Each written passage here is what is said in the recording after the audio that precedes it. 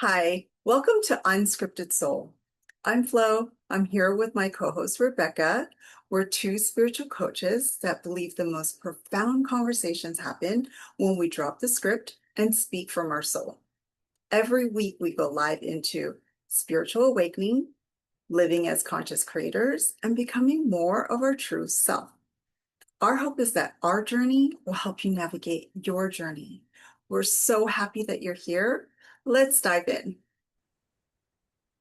So, in this episode, I'm talking to my co host, Rebecca, and we're discussing how she got into coaching. So, Rebecca, take me back to the moment that you realized that you were being called to guide others.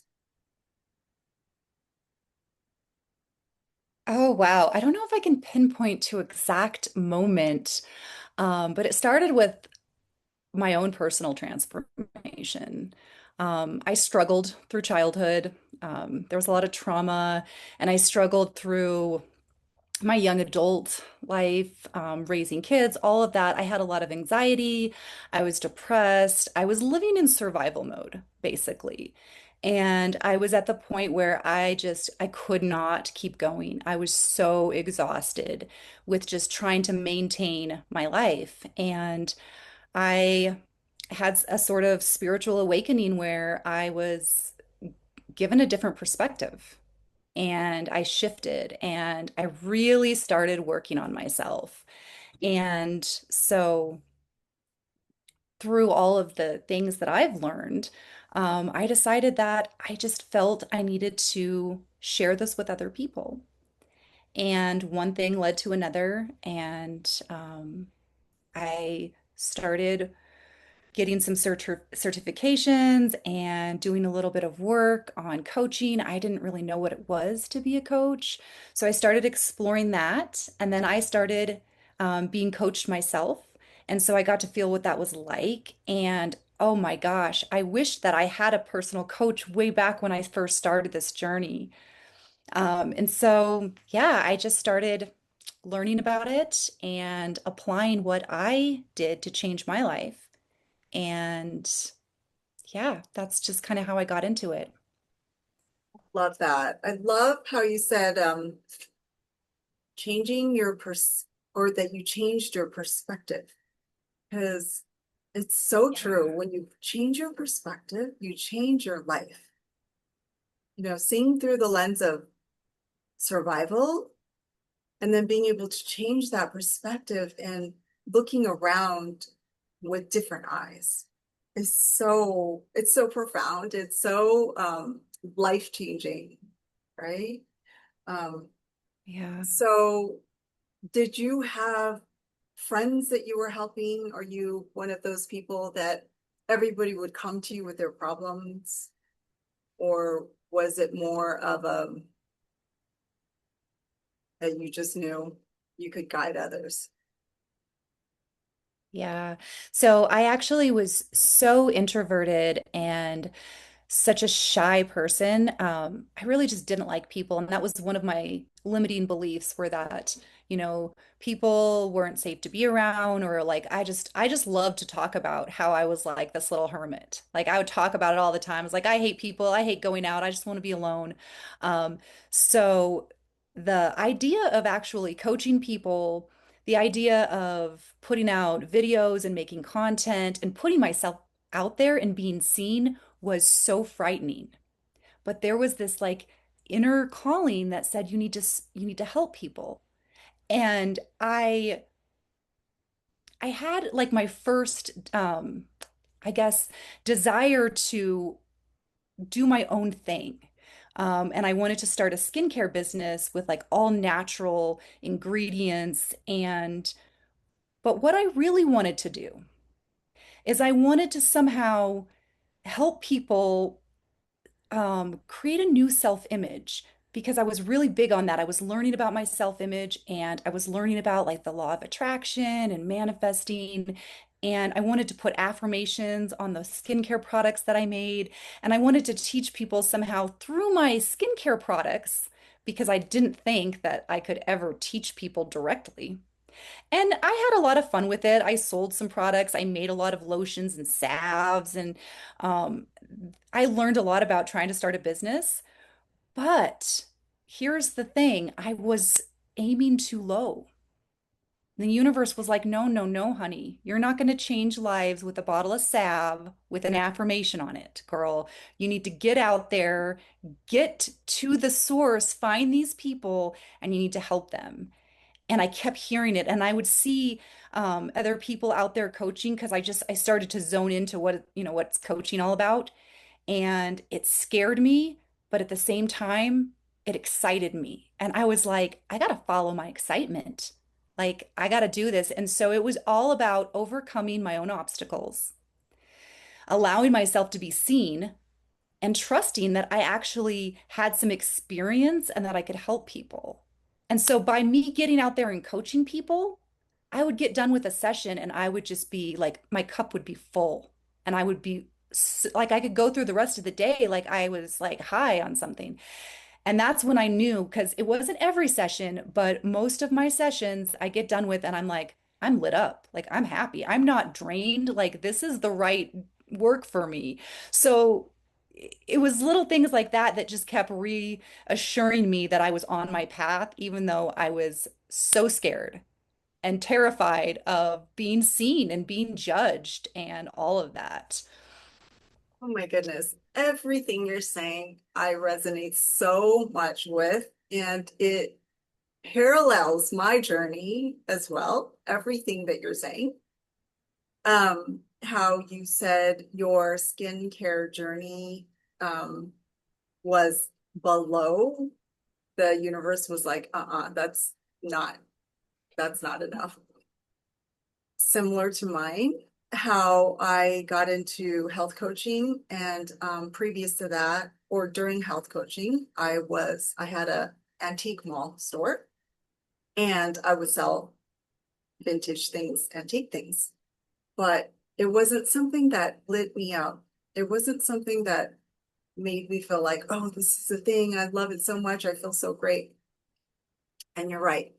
When I started coaching, and I felt the same way as you. After a session, I would feel like I was walking on air. It just felt so nourishing to my soul to be able to like share a different perspective, to be able to listen to a client so deeply that I feel like I'm helping, like carrying half of their problem, carrying half of their struggle, being able to be there, that one to be there, and just feeling so honored and blessed to be the one that they're sharing this with. It just, it's such a beautiful feeling that, yeah, it's addicting. So I know where you're coming from. And what's coming in for me is the way you articulated that, because we had a conversation previous to recording that we wanted to talk about how we started coaching, and I just couldn't even think of anything. But as soon as you started articulating, I could completely relate. And I could see how this would work for other people. Like when you're speaking about whatever it is you're speaking, they can see themselves in you and they can relate to your journey and how you can be the one voicing what it is they're feeling. That's such a beautiful thing. What a gift. What a gift you are to the people that get to listen to you. So I think that's just so beautiful. I've also heard you talk about shadow work. And for the people that don't know what shadow work is, I wonder if you could just speak on it a little bit. Shadow work. Yeah. Yeah, absolutely. Like shadow work was a very important part of my journey, and it still is. Um, I took a little different route to it because I was in such a depressed state. When I had this kind of awakening, I went straight into like positive affirmations, like I'm going to change my thinking. I got into meditations. I got really into Dr. Joe Dispenza's work. And some people might say that, like, at the beginning, it was kind of spiritual bypassing. But for me personally, I couldn't handle my shadow until I got myself up to a level where I had some sort of sense of self-worth and I was strong enough to look into that shadow. And once I did, I started noticing when I was triggered and when I was upset, and I started asking more questions about, hey, what's really going on here? What's going on under the surface? Because I started learning as I got more into my spiritual journey that everything is a reflection. We are all a reflection of one another, and it's all for our own growth. And that there is such valuable information in other people and when they trigger you. So I started looking at that and noticing what it felt like, and asking myself questions and really just like looking into that part of me that I wasn't so proud of, I guess, and then honoring that. So noticing there would be feelings of fear. There would be feelings of, oh, this person's attacking me, or this person is judging me. And I would have to say, okay, I love you, judgment. I love you, the part of me that's feeling judged. Like, it's okay. All right. Let's look at this. Let's feel it. And I just started exploring that. And as I did that, I, s- it started to be like I wasn't triggered as much. And when things came up that normally I would freak out about, they didn't have my attention like they did before. And everything just kind of like was so much lighter, and I could have conversations, hard conversations with people without getting upset. I had more compassion for them. So yeah, it was a very important part of my journey. And like, it's like I said, it still is. Like constantly looking at my triggers and asking, what can I learn from this? Oh, wow. I've never heard of shadow work explained like that before, but you explained it beautifully. And it's something that we all, when we awaken, have to explore.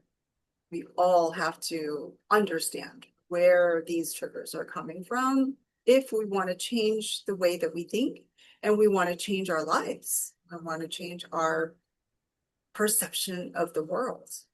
So, yeah, so important. I loved how you explained it. Um, and so a question that came up for me is what is, if you could pick a soul match for your client, what do you think your soul match client would be like? What is the demographic? What is the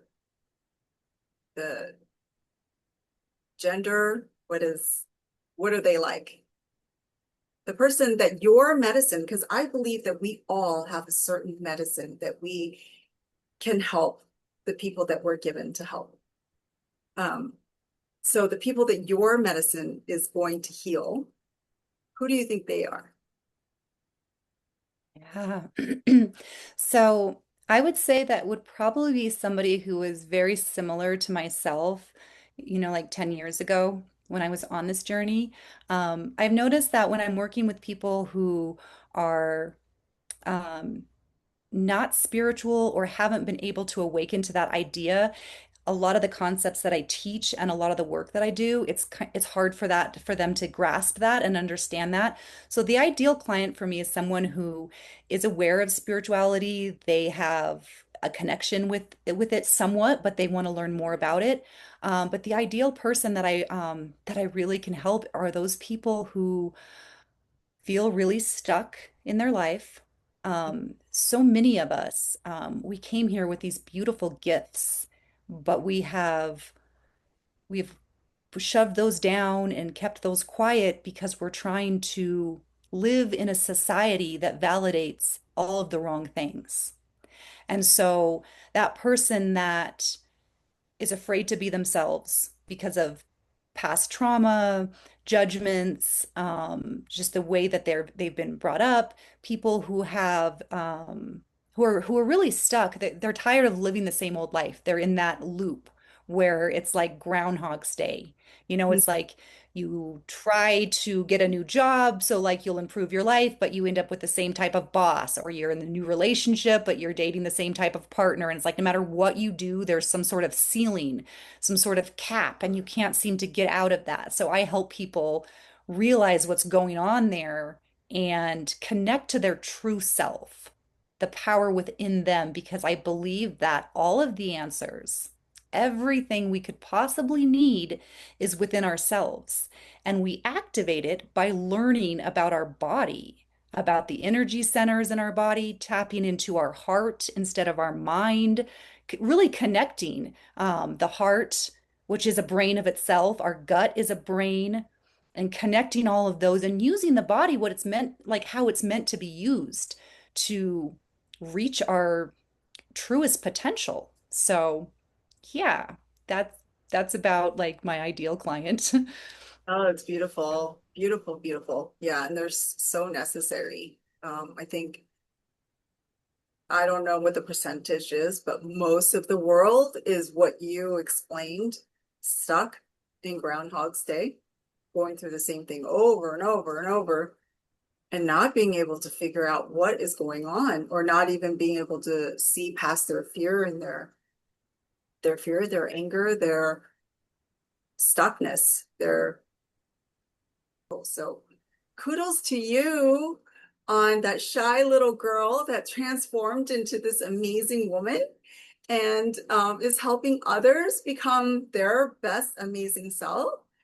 And I'm so grateful to have you as my co-host. And I love this conversation. Thank you so much for listening. We're so grateful that you spent this time with us. We love and appreciate you.